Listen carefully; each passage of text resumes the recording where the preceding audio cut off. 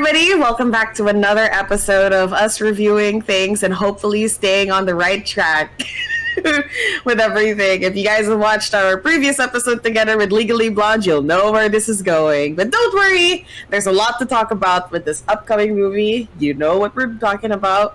We're talking about the kind of, I guess you could kind of call it I wouldn't call it a sleeper hit, but it is kind of one of those creep back a few years later when the time is right, cult classic kind of thing with Jennifer's Body. And first, oh my god, this came out quite a while ago, admittedly. You know, it's I'm gonna be real, watching the movie I was like, wow, truly a thing of its time with certain language. But otherwise, it came out 2009. So Enzo, big thing, nostalgia thing. What exactly about the movie do you remember when it first came out? I started watching this like in the late 2010s because I was never interested in it because I saw the 2010. So like as of like just a few years ago, like like less than 10 years ago even. Yeah, because I always saw like the poster or like the cover. I was like, I kind of don't want to watch a dumb teen movie. I'm really not into that.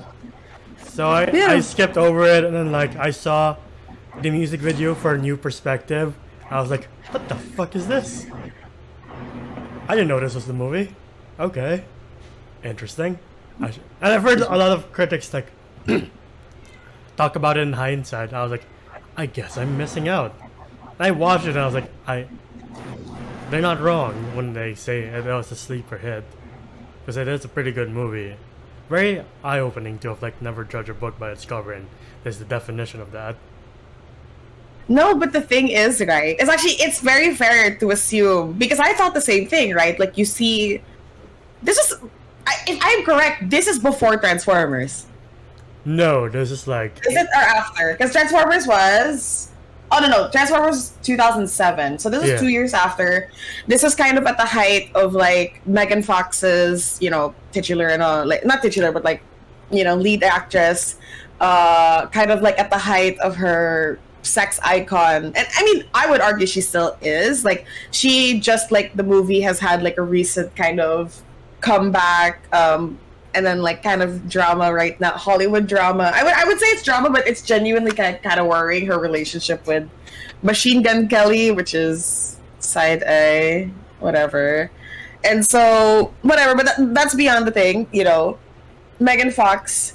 And what's interesting is that this movie, so if I'm correct, this was released by, funnily enough, 20th Century Studios, Fox, everything them. And like the movie initially, the writer, the director, and even Megan Fox were like, this cannot be like, they marketed it incorrectly. Which was, you know, when everyone saw everything, they saw like hot Megan Fox being a high schooler and like doing all these hot things, and it's like, but then you watch the movie and it's like, it is a lot more serious and a lot less of like your raunchy teen comedy drama, you know, like, you know. And then there's even like a kiss between her and Amanda Seyfried's character, Needy, and it's just kind of like, like it was incorrectly done, because the thing was is that obviously, as they were, you know, before the whole Me Too movement and everything, and you know, even if there was like a talk about feminism, it wasn't really like kind of pushed for. So when a movie like this comes out that plays on the idea of like what should usually be a sexualized character, and they don't do that, it's kind of like they marketed it to like admittedly teenage boys, and like those, and like, you know, horn dogs essentially. No offense, I guess, if that's offensive. and it was like, so when the like really serious themes came out, it bombed, because obviously they came in for the wrong thing. And if I'm correct, there is a term for this kind of horror movie, elevated horror. So as of late, there's been something called elevated horror. So if you think along the lines of like Get Out, Midsommar, Hereditary. You know, Hereditary, like all those.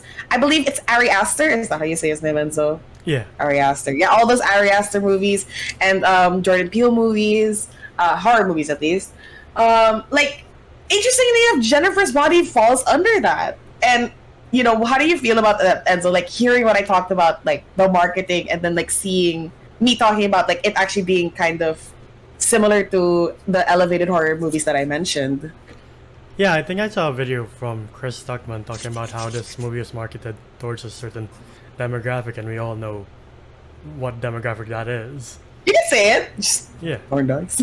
Horn dogs. I mean, like, horny teenage boys. Yeah, exactly. Yeah. Like, the only reason I was never into it was because, like, I was a history buff back then. I was like, oh, it's not World War II. No, thank you.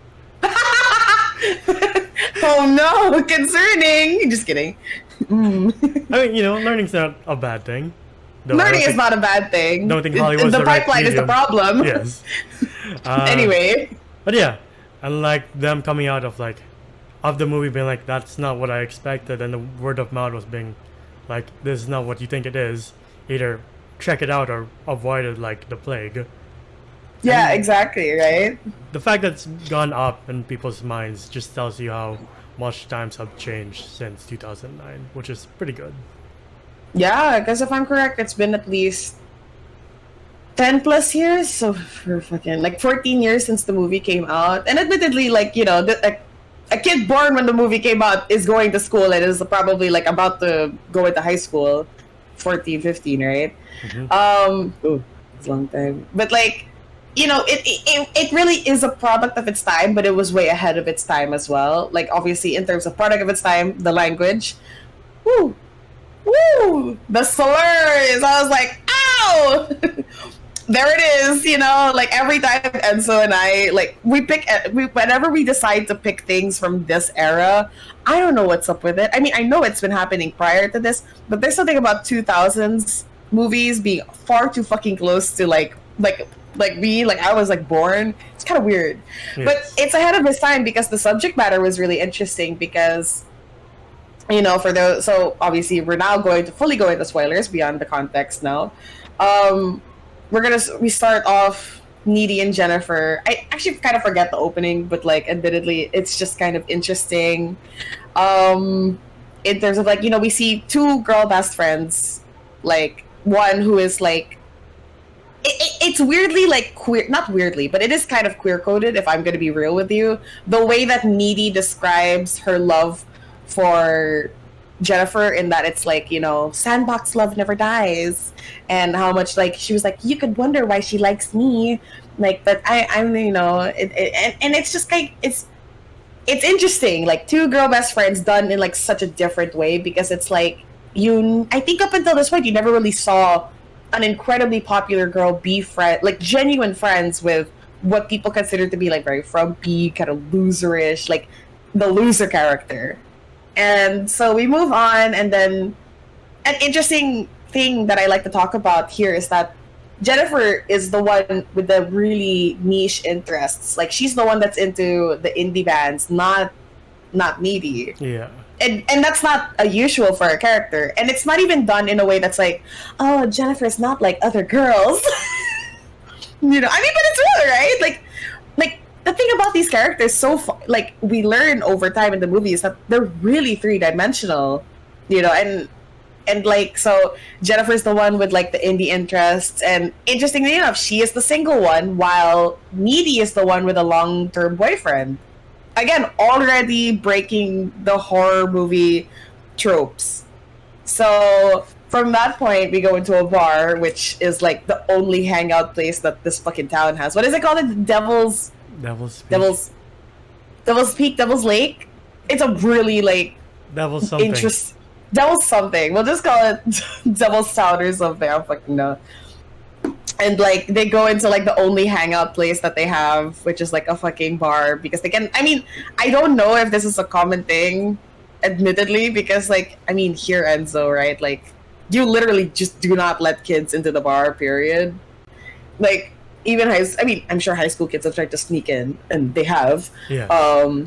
But like, I've not seen like just a place that openly lets them, but they do have the X thing, which is what I assume reason why they can't drink, because it's like, oh, what's your no? You can't drink. So, yeah. And then, how did did you feel going into this movie, like seeing everything up until this point? Like you see her talking about it. I want to know what you think already. I thought I got exactly what the poster was showing me. I was like, yeah, I don't know what people are talking about at first. I was like, I think I've been given the wrong movie. I was watching this teen movie, and then until the club, I was like, I guess it changes, and it definitely does change once you get after the tragedy at the bar. You're like, oh, yeah. Okay, that's why people are going crazy over this movie for good reason. Yeah, and then but like prior to the tragedy, I remember being like, I got jump scared by Chris Pratt. I got jump scared by Chris Pratt because I remember just like, it's so random. It was really like, you can't look at me and say that wasn't the most random fucking thing, because I was like, huh? I remember like watching it and being like, where's this going? Chris Pratt! Right? I was like, damn, I got jump scared. He really is everywhere. He's Mario. He's the Lego guy. He's in Guardians of the Galaxy. And even before I knew him, he was in Jennifer's Body. I was like, damn, I got jump scared. Yeah. What's his face? He's Garfield too. Oh, he's Garfield? Yeah. Oh my god, I'll never escape. I can never escape my Chris Pratt hell. No one can, apparently. No one can. Even in the early 2000s where I thought I could run, he haunts me to this day. Anyway, so stuff happens, funny convos, you know, the usual, I'm still a virgin because I took it up my butt, and I was like, there it is. There's that joke. I love that joke. I mean, like, it's such a shitty joke. It's such a shitty, like, joke to be made in writing. But sometimes every it's such a fucking product of its time, because I feel like I barely hear it nowadays. But back then I used to be. But like whenever I see it in like these kinds of movies, like there's something about it. And it hits different. So stupid. Anyway, and then, you know, we go into a whole thing where we go into like fucking Panic at the Disco, Fall Out Boy kind of given shit. 1975 Matt Healy, weirdo ass lead singer. I'm so sorry. I do not have a hatred for Fall Out Boy. I do have a hatred for Brendan Urie and Matty Healy to a certain extent. Is that 1975? I've never listened to the 1975. Yeah, Matt Healy. But anyway, they go on. It's this dude saying like, "Oh, you know, I really care about my fans in my small community," and we get into the whole thing. Shit happens, and if I'm gonna be real, I do not understand what exactly it is that happened with Jennifer here, and like why the hell Needy was just watching everything burn. And I get it to a certain extent. I don't know about you, Enzo. I kind of understand the fight, flight, or freeze, because I am a freeze rather than like any of the two. But what about you, Enzo? How did you like seeing it? I was like, do you think you have an explanation for why they were both just fucking staring or like completely out of it? I guess since I haven't witnessed anything, you know, a tragedy or anything traumatic like that, so I would only assume it's like, since it's the first time you're seeing it, you're like, I don't know what to do. Your body might be telling you one thing, but your mind's like, let's stare at this for a bit and see what happens. No. Yeah, that's pretty fair. I would say that's pretty fair. I guess to a certain point, I was just like, either the sequence makes it look a lot longer than it is, or I don't even know. But I was like, there's no fucking way. And so, whatever, we move on. No. And... Huh? The entire time this was happening, I was like looking at the internet being like, what genre is this again? Because Netflix called it like a comedy. I was like, how is this funny? And then when Megan goes to with the band, is this funny? I was like, are you sure it's a comedy? I don't think anything's funny is happening. Like the only correct description I saw was like, oh, horror. That makes sense. Yeah. And then, you know, we move on to like, you know, and then we move on, and I don't want to keep saying the name because God knows that like shit's gonna happen or something. Like it's gonna come bite me in the ass again if I keep name dropping. But Mr. Predator, Mr. Predator, emo guy, he takes Jennifer into his van, and you know, for any woman, alarm bells ring, and you know, we move on. We're with Needy at her house, and the first part of the real horror shit really comes through in this moment. And I was like, and I have to really give it to this fucking movie because it's so interesting that they are able to transition between a lot of the comedic parts of the movie very well into the horror elements, because I forgot that this is a movie that can scare me, because the whole scene where Needy is alone at home talking to her boyfriend, going downstairs, like, I'm sure anybody, especially a woman alone in a house, they get really nervous about being alone. They're like, stay on the call with me. I don't know who's in my house or if anyone is in. I hear a crash. It's like, you feel the tension. And I was like, this is so interesting, because we went from, butt virginity to this. And we see Jennifer for the first time in whatever form it is that she's fully become. She's all fucked up, and I was like, damn, she really looks gorgeously hot. Like, she is gorgeous and scary. I love that. I love, like, if people, I don't know if you get this, I don't know if you get this, Enzo, but do you know, like, Tomie by fuck, it's a horror one. I'll look it up. But do you know that horror one? Junji Ito? Oh, yeah, I've heard of him. John's been trying to get me to read him. So, yeah. Yeah, I think you should give that a shot. Because Tomie I would like to think that Tomie the character is somewhat similar to Megan. You'll see. I think maybe if the viewers and listeners know what I'm talking about, you'll know. Like, you know. But it's kind of that same vibe where it's like otherworldly gorgeous but also horrifying, and I love that. I love what Junji Ito does with Tomie. So I think you'd like to see that. It's the only problem is it's really fucking long, and it's kind of really fucked up. Like, I don't think you can like read it like a binge. Like, if you did, okay. I give you props. I could not do that. Like, I have to take breaks. But shit, yeah, you're right. I'm right. Jennifer's body would be similar to Tomie. I just found out that discussing it with you. But how did you feel? Like, when you said now you're like, well, the only horror isn't accurate. What about it is like did you feel like, damn, when did it get scary? Yeah, there's this sense of uneasiness of like, is she even Jennifer anymore? What creature is this? And like, once you see her like dislocate her jaw like an anaconda, you're like, the hell is that supposed to be? It's not a usual horror villain. It's not like she's a vampire or a werewolf or any like standard. These are Hollywood standard villains or monsters. No, there's like some demon. I was like, oh, you're not a virgin, so you lied to me, so I will possess the sacrifice as punishment. Yeah, exactly. And of course, obviously, that is the big twist to this thing, is that, I mean, to a certain extent, I didn't know what was worse. It was either going to be... I mean, the first thing that Jennifer asks in the van, like later in the movie, when we find out what actually happened to her and she explains everything to Needy, is, are you guys rapists? Because, that obviously that is one of the biggest fears next to dying that a woman can believe to herself to be.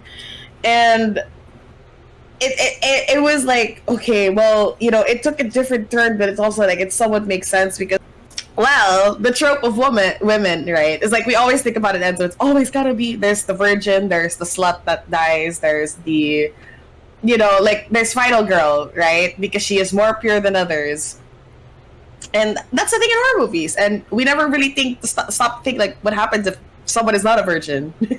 And, like, oftentimes in these kinds of movies, the idea of a woman's sexuality is always put on, like, kind of blast. Like, it's kind of, like, not a thing you want to be. Like, that's the thing they talk about in, if I'm correct, Scream?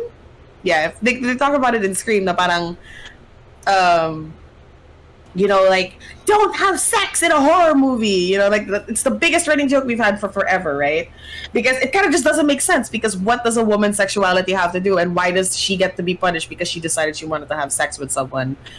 And why is it that the final girl, which is what we often call them, like in it wasn't Halloween. Was it Halloween? And so Halloween. With Jamie Lee Curtis. With Jamie Lee Curtis. Yeah, she gets to be final girl because she was more pure than others. Like shit like that. It's like, what does it have to do with anything? And that's the thing that this movie kind of gets, is because we have two of the main trope people, girls, like, not being enemies, being incredibly close friends, and the villain not being a man, but, well, kind of it is a man, the guy who killed Jennifer, Mr. Emo Predator Man, did kill her, but you know, and I would go into the argument of also it was a phallic object that killed her, but that's a whole deeper thing that, you know, we don't really need to get into. But she gets killed, and it's like, what happens if someone wasn't a virgin? And what happens if the person that is supposed to also be a virgin in these kinds of movies, like, very explicitly isn't?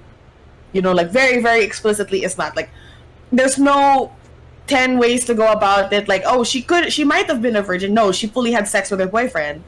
So no one in this is a virgin. What exactly is going on? And it's interesting because this came out in 2009. We only believe in recent like memory that breaking horror tropes only started with like movies like Get Out. But we've been doing that for a while now, and we've been doing that with Megan Fox, who talked about how this movie was like really fucked for her because it was really tough to talk about and everything in an interview with the director of the movie, mind you. And so like there was that whole thing, and it's just like it's a lot more complicated than we remember it being. It's like, damn, we really did that, huh? Yeah. And we really fumbled when we let this fail, because honestly, I would argue that this is probably one of my favorite movies again, like truly up there. And how did you feel though, Enzo? What was I talking about? Yeah, like thinking on the tropes. Like, I know you're quite the fan of Halloween. So like, how do you feel like seeing those, like seeing what created a lot of the tropes and then seeing it being broken in a movie like Jennifer's Body? Well, honestly, it's nice that a genre like horror can reinvent itself every time like this. So you're never what do you call this, familiar, or like, oh, this is the way it's gonna go. With some of them you do, but like with this one, you're always guessing of like, how is this gonna end? Like, yeah. And what's reveal with what happened to Jennifer? Like, so how does this go out? Does the demon take over the entire world, or does it just continue on feeding until the end of time? And you're just left thinking in the corner, being like, what does it all mean? What does the pool mean? What does everything mean? Yeah, I think it's interesting because just for me, right? It's like, and the thing is too, what's interesting is that oftentimes in these kinds of movies, like character, like the slutty hot character with the pure girl, like they're close. Like they're usually pit against each other, but in this movie, they're not only just close. There is a certain sense of, I don't know if you felt the same way that I did, Enzo, but there's a certain sense of like vulnerability that they have with each other.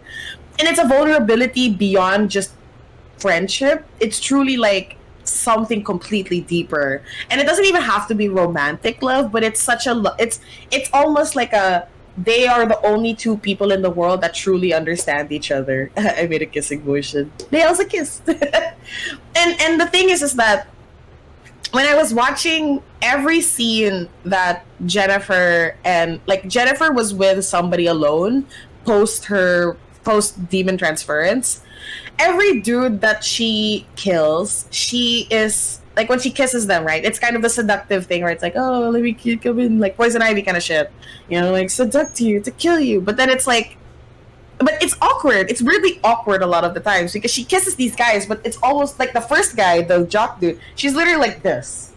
Like, this is like the distance while they're kissing, right? And it's awkward.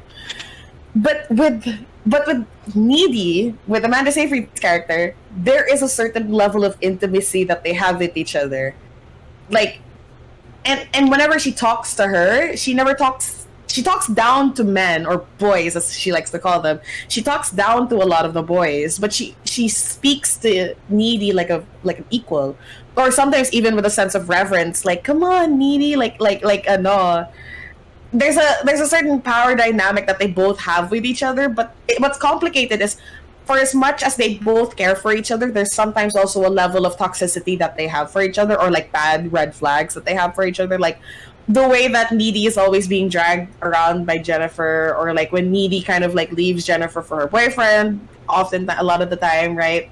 Like, you know, and that's what makes it complicated, because it's not just a simple, everything is hunky-dory, we're great with each other. It's like you feel the complicated relationship, the complicated feelings they have for each other consistently. And then when they kiss, it doesn't feel. I mean, I don't know. I'm gonna be real with you as a being queer myself. When I saw them, it wasn't. It didn't come from the feeling of like they were trying to like bring out the horn dog. It was almost like intimate. Like it was intimate, and I was like, "Damn, this was in 2009."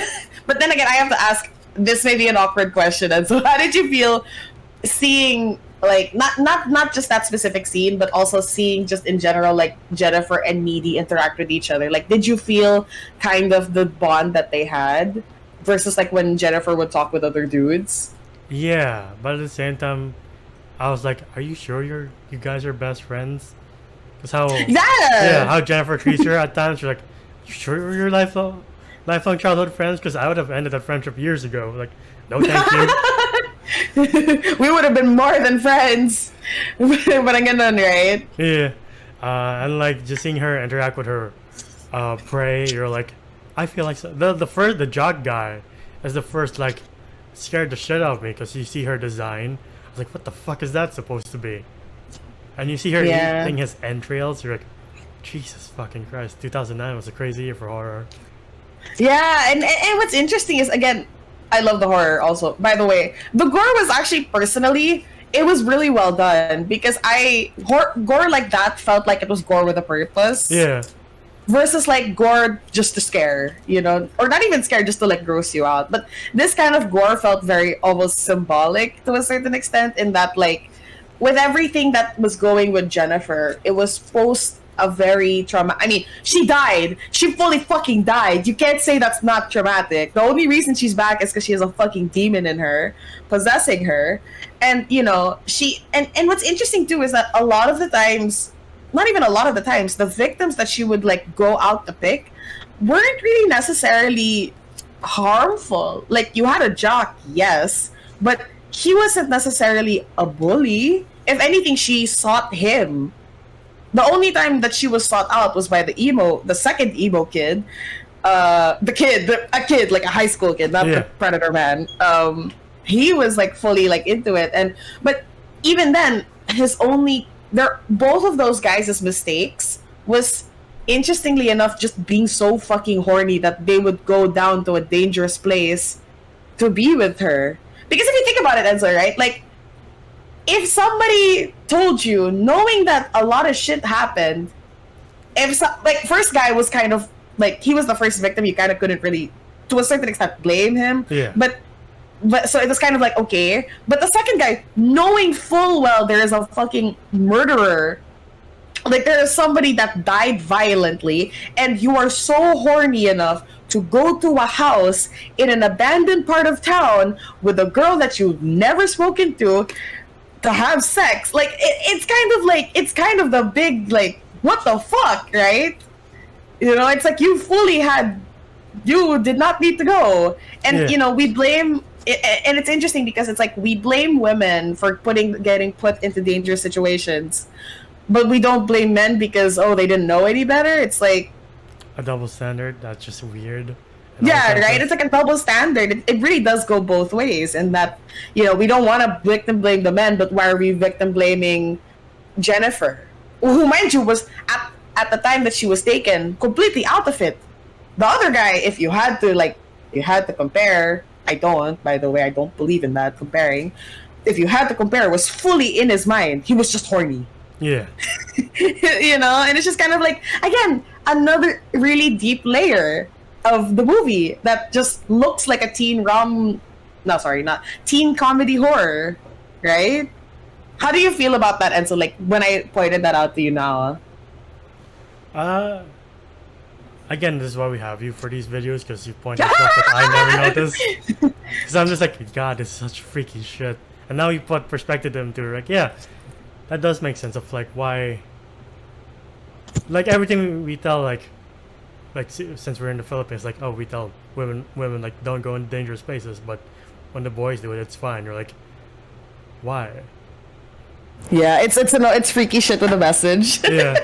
It's freaky shit with a message, right? Yeah. And that's the thing. Sorry, go ahead. That the exchange student is the first victim, because she's just like, come with me. I know you've been through this traumatic event like me, so guide you somewhere and then you never hear from him again. You're like, oh, poor guy.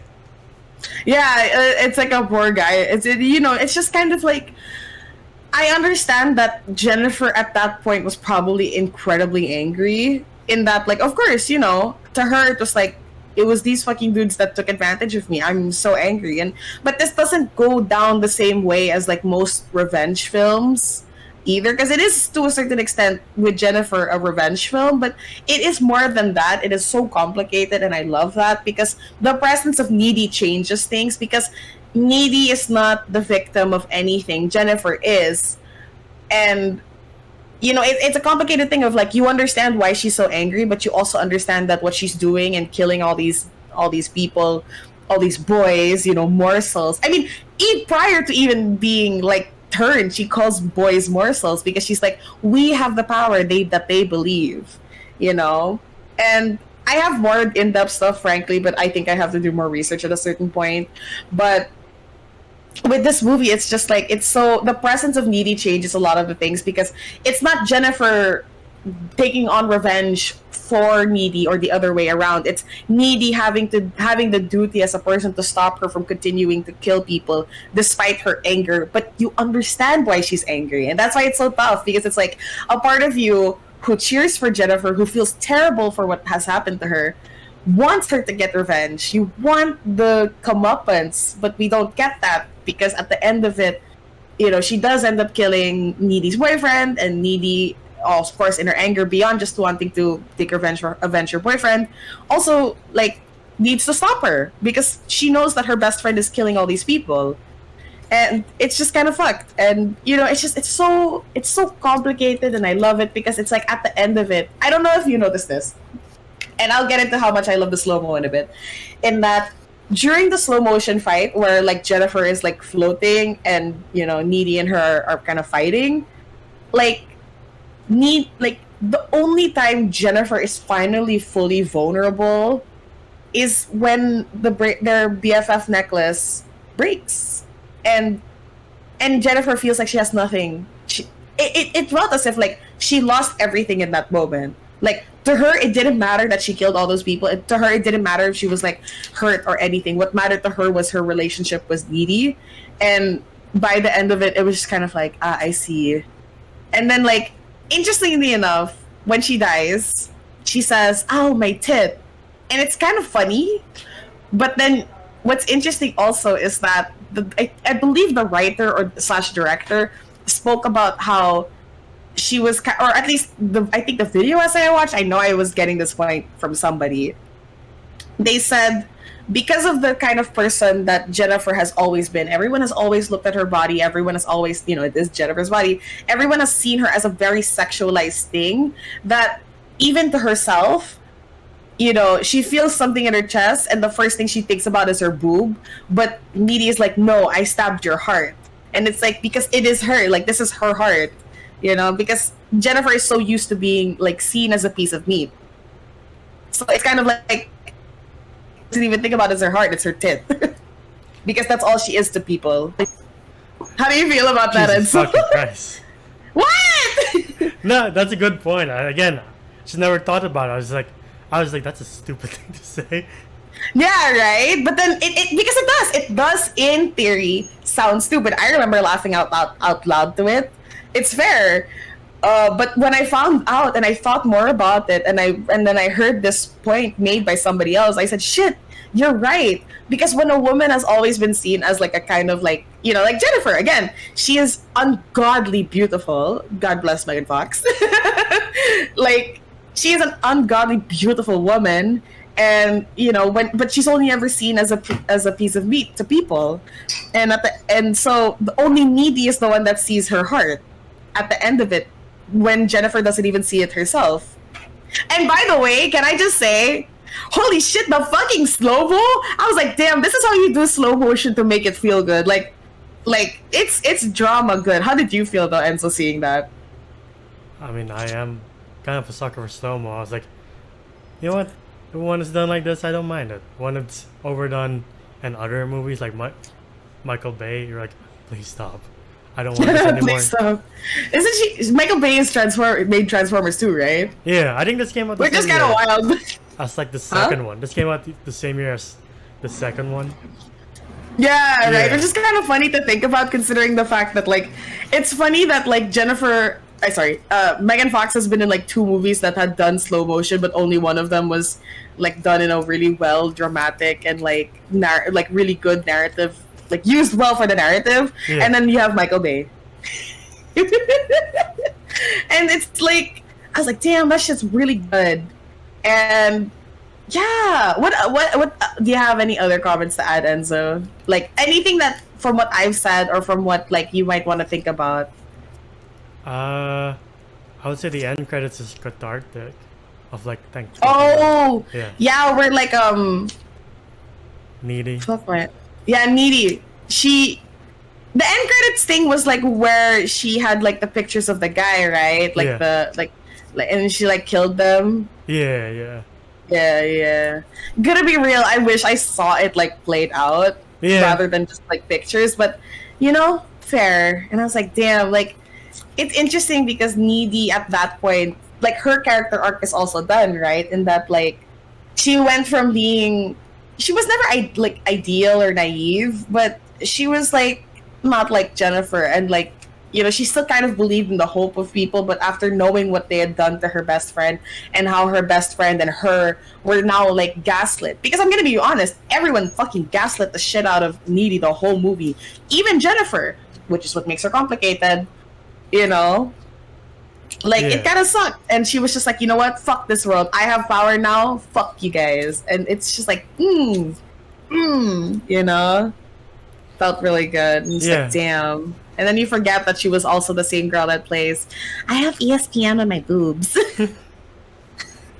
In Mean Girls. Yeah, she pops up everywhere and you're like, I hope it's a solid movie. Like, the only not solid movie I can think of is the one with Timberlake where they're like, there's time on my arm or something like that. I was thinking of the one, I heard that like the Red Riding Hood one that she did wasn't that good either. It's a Red Riding Hood movie? Yeah, there is, and she's the main girl. But yeah, and like another thing that I wanted to talk about is that in every scene that could have been for the Horn Dogs, like post her first kill on screen that we saw with the jock guy, where she's swimming in the lake, like we actually never get to see her, and like we never actually get to see her like naked. We never get to see anything above her. Like maybe we just see the back of her, but like at the end of it, it's like, oh, what were you expecting? Like she's like out of the water and like she's like a disembodied leg and everything, and then it's just like, oh. She's clothed now, and it's like, yeah, like. And this is what people talk about the female gaze, and though I do like the concept of what we've kind of taken it to, it has been disembodied, like it kind of has been like divorced from its initial talk, because the female gaze has always, like it's hard to explain, and I'd really rather not get into this, like I'd probably, like maybe at a later point, and so I'll make a show for G&D, like I'll be the one to host it and talk about different deeper topics regarding things, but for the time being, like they tease us and then they take it away, and it's like that's the thing about this movie, is that we never truly get moments that could have been things just to be hot, right? Like it wasn't like sexualized. It was sexual in nature, yes, but it was not sexualized in that like Jennifer has always, like after the fact, she always made her own choice. Needy, who oftentimes if you think about it, in Final Girls, they just kind of happens to them. Like they never actually take the initiative to do things. Like things just kind of fall in their lap. Whereas like Needy fully was in control at every point and every choice that she made. Like from learning about demon transference to going to save her boyfriend. She was never not in control. Like she was never not in control. She was always in control of everything, which is very interesting because again, in these horror movies, oftentimes women are just kind of things that are happened to. Like they're not even people. They're just things happen to. It's like the joke I made, Enzo, right? Where it was like in John Wick, and I'm not knocking John Wick. It's just an example, by the way, where it's like they replace the wife with the dog. Like if the wife was the one that died, it would have been the same ass movie. But they made it a dog instead. And the worst part was the dog was given by the late wife, so True. Right? It's like if you can replace, I think there's like this talk, I don't know, maybe it's like the John Wick dog thing where it's like if your woman can be replaced by a dog, you did. Oh no, you're stopped by John Wick. What the fuck?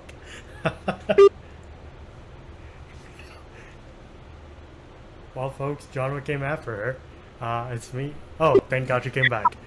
How much I didn't get killed by John Wick. I think he'd agree with me, frankly. Yes. John Wick for women. Woo. But anyway, I have to watch that movie, by the way. I have not watched any of the 4 movies. I mean, you have more than enough time since it just wrapped up the 4th one. Yeah. But like if you can replace a woman with an object or a dog, then you did not make a female character, you just made a symbol. And there's this kind of saying, and this is I think the deepest I'll get into it, in that like here, I wrote it down. It's literally women are the bearer and not the maker of meaning. So oftentimes they die symbolically. Like they never were meant to be the thing that pushes the theme of the movie, or they're the ones that symbolically die because, oh my god, fridging, we must give the men a reason to do the thing they need to do, right? So like, but the thing is, in this movie, dude, everyone is at the mercy of Jennifer and Needy. So like, good on ya. 2009 Jennifer's Body, good on you for that, really. So yeah, and like every time I saw Jennifer and Needy talk, I'd be like, gal pals, I know what you are, a homophobic dog. Anyway, I will send it to you, Enzo, so you can put it on the screen. It's such a funny meme. It's an old one, but it's a funny meme. All right. But yeah, and also, shit, I almost forgot. J.K. Simmons without a mustache was in this, and I shat myself because I was like, I looked at him and was like, this dude's familiar. I don't really think I know him though. And then the person I was watching with was like, no, that's J.K. Simmons. I know that voice. And I said, you're lying to me. So I checked it out, right? And I was like, shit, he's on the second line of the cast. I went, oh my god. I don't know the relevance of the hook can. That was probably just there for comedic reasons. Yeah, probably. But how did you feel when you saw him? I was like, damn. I got jump scared by Chris Pratt, but I'm pleasantly surprised by J.K. Simmons. I was surprised too because I saw this post. First time I saw Whiplash, I'm like, oh shit, it's that guy. It's a scary teacher from Whiplash. Oh yeah, this was before he was James Jonah Jameson. Can't say it right. James Jonah Jameson. Oh yeah, did I say it right? Because he was Jameson in like the Raimi films. Yeah, he was also in the Raimi films. Yeah. Yeah. Oh, I'm so happy to see him revive. Anyway, sorry, I just love him. Even though watching him in Whiplash, I don't think I could handle it. Same here. Anyway, but yeah, how did you feel like seeing him too? I was like, ooh. Did you know it was him? I didn't know it was him. I had to be told. I recognized the voice. I was like, oh shit, it's that guy. Yeah, it's that guy. Yeah. That guy. J.K. Simmons. Just kidding. J.K. Simmons. How dare you put respect to his name? Just kidding. I know, right? But like, well, how do you feel? I think we can start wrapping it up. Is there anything else about the movie that you want to talk about? No, it's like I feel like with the right set of people, you can put this on for like Halloween. Like, let's watch some horror that's elevated or not the usual type of horror that we're all used to. You know what we should watch? We should watch Ready or Not. It's the one where like it starts off as a. You know the one, right? The 2019 one. I've seen the trailer of it once. I haven't seen the full movie. It's on my list for Disney Plus. I think we should give it a watch. You want to watch it with like you, me, and Joma? Like we'll sit down and like kind of record and watch it. Sure. Because I feel like that would be a good movie too. Because I know it's a little bit like I don't want to say corny or cheesy because I feel like that's negative. But like it's kind of like it's got its moments. Like it's got its like interesting like, oh, what the fuck is this moment? But otherwise it is really interesting. Like it's in the same line I would say as like similar to like not Get Out, sorry, Knives Out. There's two movies that have like word out. In that, like, it's kind of like a class critique, but it's also like horror instead of it being like comedy and drama or comedy mystery. So yeah, and it's quite on this. I would admit I've seen some of the scenes. It's a bit on the like level of gore and like body pain is like Saw and the no. So give it a shot. Or not Saw. The other movie, Quiet Place. Oh, okay. Like it's got that kind of like, you know, like, oh my god, no, like that. So yeah, I think I should give that a watch. Honestly, definitely. Plus Samara Weaving and what's her name who plays Pearl? Mia Goth. Yeah, Mia Goth. Samara Weaving and Mia Goth both have horror movie screams. Like so good, so good horror movie screams. So I think we should give that a shot. Okay. So yeah, at the end of it, with that being the case, I think we've focused a lot on it. How do you feel, Enzo? And what do you want to say? I mean, if we're at ratings already, I'll just give this a 9. Like, the only thing I would detract from is the language of the time, but other than that, it's a pretty good movie. I feel will age appropriately as we go on to the future. Yeah, I think I'll also give it like a 9.5. I will give it a 9.5 because I am of the same feeling that it's like for as much as I love this movie and what it's done, and for as dense as it is and what it can do, I feel like one, we could have gone deeper. Not us, but like the movie could have gone a little bit deeper and have a more distinct like choice. Like there were a lot of good choices made. Some of it just were kind of like it could have gone further. And also, I'm with you. The language was like, I can't give it 10. The language is really like, I know it's a product of its time. It really, really is. But damn, I can't get over the R slur, the F slur. I was like, there it is. Oh God. But yeah, with that being the case, I think, Enzo, we can end it. Tell them where they can find us if they want to hear about more stuff. Well, if you want to see more of us, we're on... Well, first of all, we're on YouTube, so please like, subscribe, and ding the bell icon to get notified of when we upload next. We're also on Spotify and TikTok to see our best and funniest moments. We also react to trailers. Unfortunately, we reacted to the Barbie trailer without Nina. Oopsie. Spotify to hear us on the go. Who knows, you might be traveling nice countrysides while you listen to us. So hopefully we match the scenery. But yeah, individually you can find my Gandalfus995 on Twitter. How about you? You can find me on 9_na at Instagram and Twitter. I post on Instagram a lot of stuff. I've recently got into roller skating, so if you guys like that, maybe give it a shot. So yeah, with that being the case, thank you guys so much for watching our video talking about Jennifer's Body and another episode of Nina talking about deeper movie issues regarding women and stuff like that in marginalized communities and helping Enzo and Joma learn more through movies. Well, if you guys are interested in me talking about like making a full, like maybe like a full episode of something like that, let us know in the comments. Yeah. If you have any violent reactions and or hate my opinions and or Enzo's opinions or Joma's, even though he's not here, feel free to leave it in the comments. Thank you so much.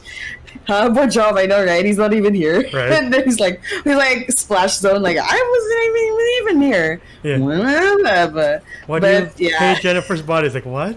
What? He's like, what? I haven't watched that in years. Yeah. What do I know? He's like, wow, that's a really good impression of John. Jesus Christ.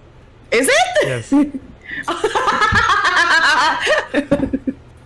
Oh no. So I guess with that being the case, thank you so much, guys. Hope you guys leave a like and a subscribe if you want to keep seeing more from us. Let us know if there's any requests that you guys would like us to do and like to talk about.